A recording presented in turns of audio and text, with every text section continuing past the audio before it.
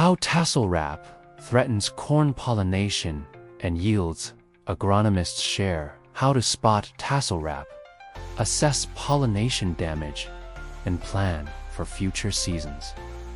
Corn growers across parts of the Midwest have been reporting an unusual and potentially yield-limiting phenomenon, tassel wrap, and agronomists say it's worth scouting fields now to assess its impact on pollination. Tassel wrap occurs when the upper leaves remain tightly bound around the tassel during the critical pollination window, explained Dan Quinn, Purdue University Extension corn specialist. Normally, tassels emerge fully and shed pollen in synchrony with silk emergence. When tassels stay enclosed for several days, pollen release may be delayed. The result can be a poor kernel set, particularly at the base of the ear. Environmental triggers and hybrid sensitivity, while tassel wrap isn't new to corn physiology. The frequency and spread this year caught everyone's attention. Quinn said he noted reports came in from Illinois, Indiana, Iowa, and Kansas, often tied to periods of abrupt weather swings. While the exact reasons for this widespread appearance of tassel wrap are unclear, Quinn said shifts from cool nights to daytime highs in the mid-90s, often with rainfall, may have triggered a rapid growth response that interfered with normal tassel emergence. Weather stress also plays a role, particularly prolonged high overnight temperatures in late June and early July, said Kevin Rothson, technical agronomist for Channel Seed in West Central Illinois. Corn plants need time to rest at night, he said. When we don't get that break, it can contribute to problems like tassel wrap. He emphasized the issue has genetic and environmental components, with some hybrids more prone than others. Pollination and yield impact. Corn ears showing incomplete pollination from tip, back, and tassel wrap. Corn ears showing incomplete pollination from tip, back, and tassel wrap.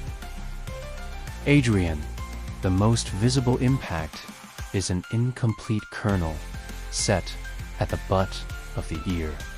Early silks, which correspond to these kernels, are most receptive to pollen for only about 4 to 5 days after emergence. If pollen is delayed, these kernels may never develop. In Indiana, Quinn said many affected fields still pollinated adequately. But photos from Iowa and Illinois showed clear gaps in kernel rows. Rothson cautioned that while surviving kernels may size up more to partially compensate, it's unlikely to fully offset losses. It will help a little, but not nearly enough to make up for missing kernels, he said. Another pollination-related issue to watch for is tip back, which occurs when kernels fail to fill from the base of the ear all the way to the tip. Quinn explained that tipback stems from poor pollination or kernel abortion. The silks that emerge last and the kernels that fill last are located at the tip of the ear, he said. Stresses before, during, or shortly after pollination, such as drought or heat, can delay silk emergence and disrupt synchrony with pollen shed, leaving tip kernels unpollinated. In other cases, kernels may form but later shrivel and die due to reduced photosynthesis from factors such as drought, nutrient deficiencies, foliar disease, hail, or even prolonged cloudy weather.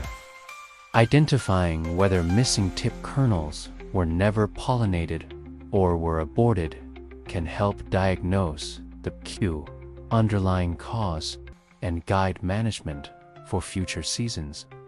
For tassel wraps double whammy to yield potential, Quinn said missing kernels at the base of the ear in affected fields are caused by delayed pollen shed, while tip-back more likely results from high temperatures during pollination.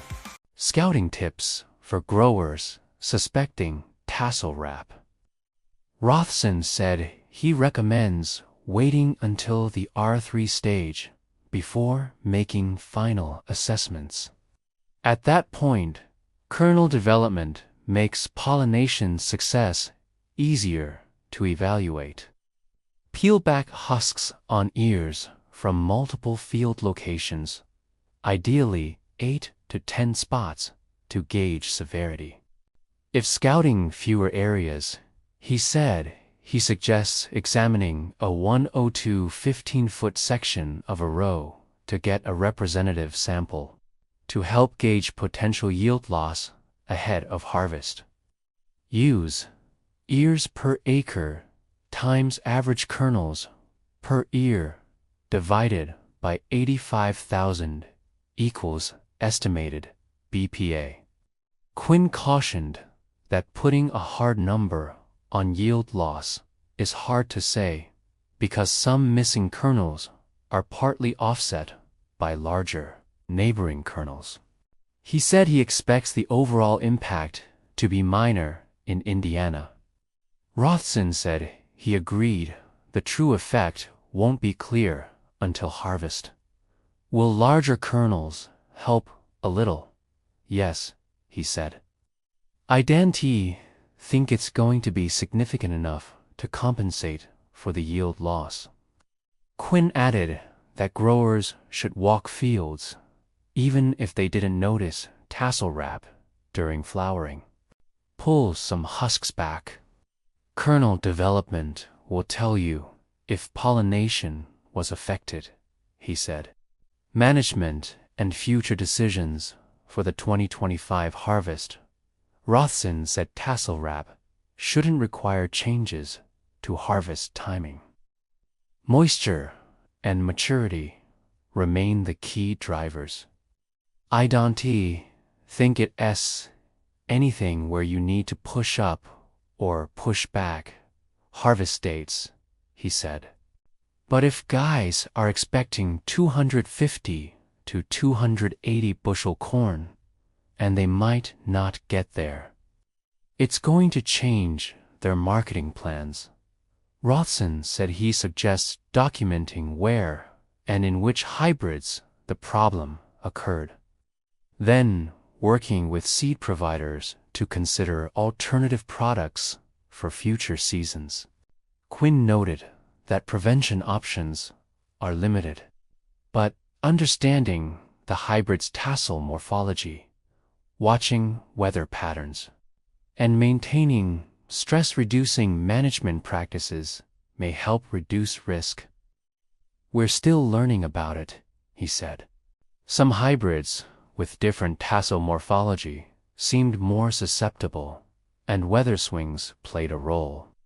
So it's really about knowing your hybrid and keeping stress low where you can.